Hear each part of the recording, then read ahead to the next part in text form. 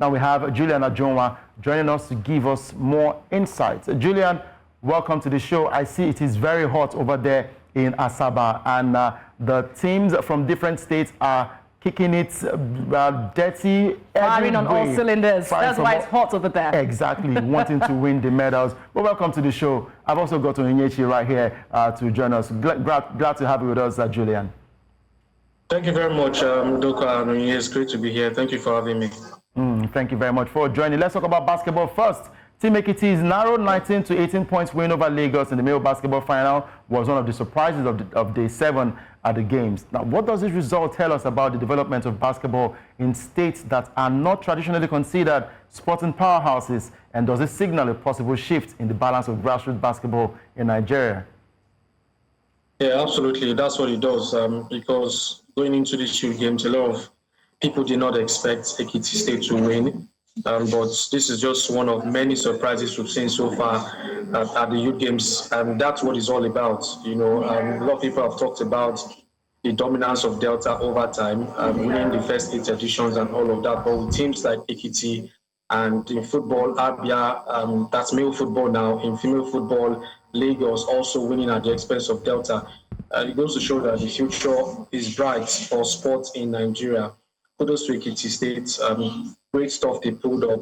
I did expect them to win, obviously. They were not one of my picks to win in basketball. I was looking at Lagos, I was looking at Delta, and a couple of other states, but they just came from behind. I don't want to say through the back door now, because they deserve to win at the end of the day. So kudos to them. This is just one of the medals they won.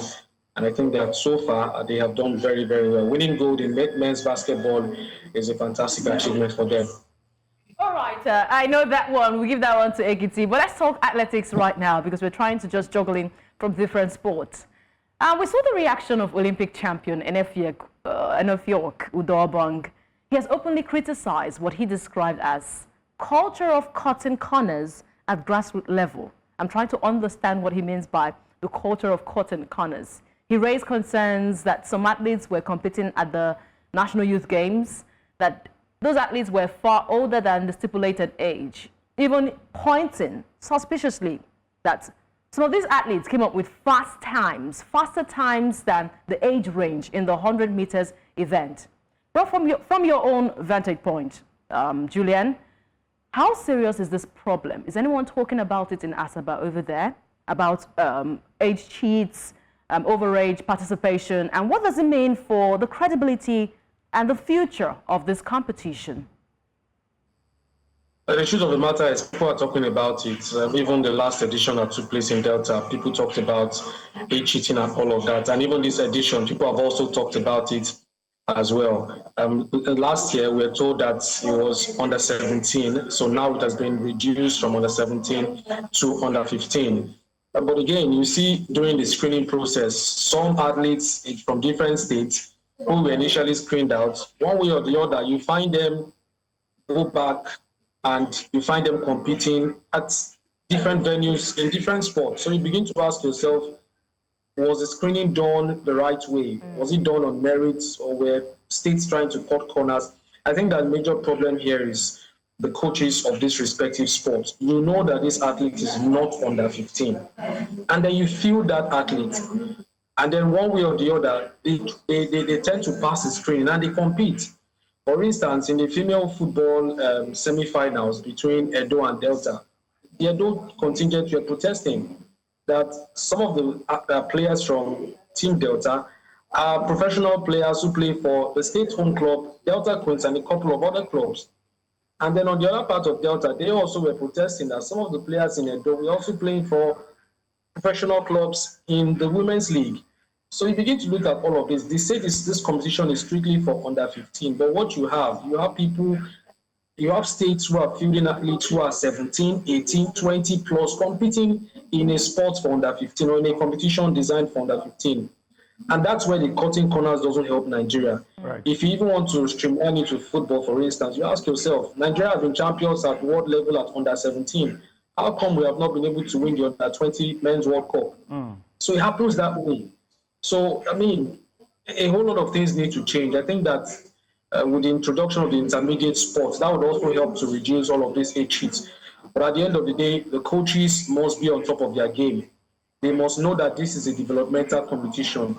It's not a time where you have to impress your state governor or impress your commissioner for sports in your state because you want to win at all costs. Ensure that you field athletes who are 15 or under. The rules are very, very clear by the NSC. So, but you still have states, going foul about this rule. And then even when some of those athletes fail the test, you still find them at competition venues competing in different sports. I think that the NSC and those who are in charge of screening must be very strict. This is strictly for under 15, and it must remain so. If we keep cutting corners and keep cheating, it's going to surely catch up with us in the nearest future. All right, catching up with us in the nearest future. And of course, for the incidents talking about age cheats, we know that Patrick Abobi, the Deputy Director of the National Sports Commission, has responded to the allegations. And of course, he's also the chairman of the Games Screening Committee. He insists that this year's exercise was the most thorough in the game's 9-year history. Yet critics argue that relying on documents like the NIN leaves room for manipulation. But away from this age cheat issue, I want to talk about that football game now. That's a final where that's a medal final, of course. And you could tell the state of the football pitch. For goodness sake, Julian, this is a national youth game. What kind of football pitch is that? You are over there in Delta. Maybe that's the angle we are seeing. But is that a beautiful football pitch for youth who are looking forward to being Super Eagles players, who want to play for PSG, big clubs in Europe? Look at it's almost like they're playing in the forest. Well, the truth of the matter is this is not the Stephen Keshi Stadium, so that we are very, very clear. This is not the Stephen Keshi Stadium. This stadium or this pitch is located inside the school. So this school is called the St. Patrick's College. So that's where they decided to use. So Delta State decided to pencil down as the major pitch for football and even other sports. In this school where you have this pitch, there's also another pitch on the other side where they use for cricket, and all of that. But again, the pitch, in all honesty, is not in the best of condition. I would not want to say that, I would not want to defend it in any way. I think that Delta as a state can do better. Yeah. But again, you also begin to ask yourself the maintenance culture of, some of these pitches. Like I said, it's domiciled inside a school. How much has the school also helped to maintain the facility? Because it's being used by not just by the Delta State government. People pay money to use this particular facility. So ordinarily, it should always be in the best of condition, especially during the rainy season, like we're experiencing at this point. So, but it is what it is. At the end of the day, the players were still able to give their very best. I was watching the final for male football between Team Abia and Team Oyo. You can see how painful it was for Team Oyo to concede with virtually the last kick of the game. It was a very, very good piece of skill by that forward who just went past the defender, dashed out the byline, and he went for the cross. But the goalkeeper, who before that incident had been one of the standout players on the pitch, but when it mattered the most, when it looked like the game was heading to penalties, he decided to become an Andre Onana. But at the end of the day, you took it off my mouth already. Yeah, so Team Abia deserved to win. I mean, when you go throughout the competition without conceding a goal, it shows how good you are. So, very, very fantastic defense. And I spoke to the goalkeeper after the game, and he said it's not just about him; it's about the central defense and the midfield. They've done enough to ensure that they give him all the protection he needs. So, kudos to them. They also retained the goal from last year because they beat Team Delta on penalties. And even when I also spoke to the coach, he said they didn't want to go to penalties, that he believed that they would win in normal time. And they kept pressing till the very end, up until when that goal came. So massive congratulations to them. And I think that at the end, they deserve to win that. All right. Onana is far back there in Cameroon, but he gets the shot from Delta. But let's see the standings right now, the medal standings. You can see that Lagos had to outpace Team Edo, and now they're top of the medal standing. So it seems it's looking good. The investment is paying off. They're getting dividend from their investment in sport. Looking ahead, Julian, of course, what do you think we would expect? What surprises await us from these games? We've seen the surprise in the male basketball event. What other surprises do you think awaits us from the National Youth Games? Well, there are very, very few sports left, to be played. Very few sports left as we wind down the 9th National Youth Games. In athletics, we've also seen a couple of surprises here and there, and some other finals will take place in a couple of hours from now, and then to conclude tomorrow and before the closing ceremony. So the fact that we're having Lagos as the team who is leading the medals table is the biggest upset we've seen so far in the competition. And the fact that Delta are not even in second position, at least as of now, is also coming to everyone as a surprise. Some have begun to ask me, what was the issue? Delta have won the first 8th edition. Why have they lost on home soil? Well, like I answered them, which I also say here, no team can win forever. That's why it's sports. You win some, you lose some. Some have said is lack of competency on the part of the Delta State Sports Commission. Some have said is lack of preparation. A lot of people have come up with different excuses.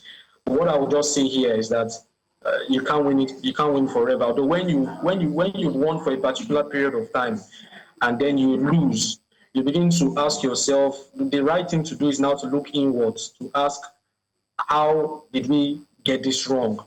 Now there's a possibility that Delta finishes in second position, but there's no possibility that Delta will finish number 1, which will mean that they win these youth games at the end of the day. So they need to look inwards, go back to the drawing board. Obviously, preparation wasn't top-notch. They tried in terms of preparation, but it wasn't top-notch. And again, other states came prepared. We saw it at the National Sports Festival a few months ago. Every state has come prepared for Delta, because Delta have been dominating the sports festival and dominating the youth games at the same time. So for teams like Lagos, at the sports festival, we saw teams like Lagos, we saw Bayelsa, we saw Ogun State. They came fighting. But at the end of the day, Delta States were not even leading initially, but they had to come from behind and they won in the end. So many were thinking that because Delta were trailing, that one way or the other, they will come back to win. But Lagos have said, no way, that's not going to happen. We've come prepared, want to win, and that's what we are seeing. And Edo State as well, not also left out. We know the rivalry between Edo and Delta. I don't know that it will be difficult for them to win, but if they can't win, they want to finish in second position. So that's just the way it is. I think that Delta just need to go back to the drawing board and see where they got it wrong. For Lagos, people are already, giving them all the congratulations yet. The events have not closed, but at this rate, I don't think that any team will stop them, any state will stop Lagos from winning the 9th edition of the National Youth Games. So big congratulations to them, big congratulations to their governor, big congratulations to the Sports Commission, the DG who has been here, and all of that. So I think that they've done so well, and they are not number 1 by chance. They're number 1 because they worked very hard and they were well prepared.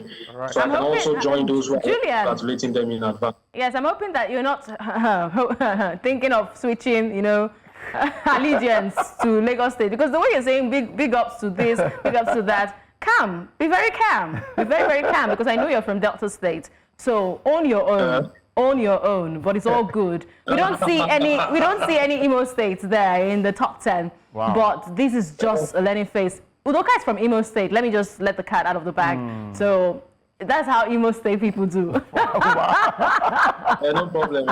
Well, sometimes when you have these governors focus more on politics than sports, so that's what you get. Okay. So thank you so much. Thank you so much for sharing your thoughts. Sports and not politics. Thank you so much, Julian, for sharing your thoughts.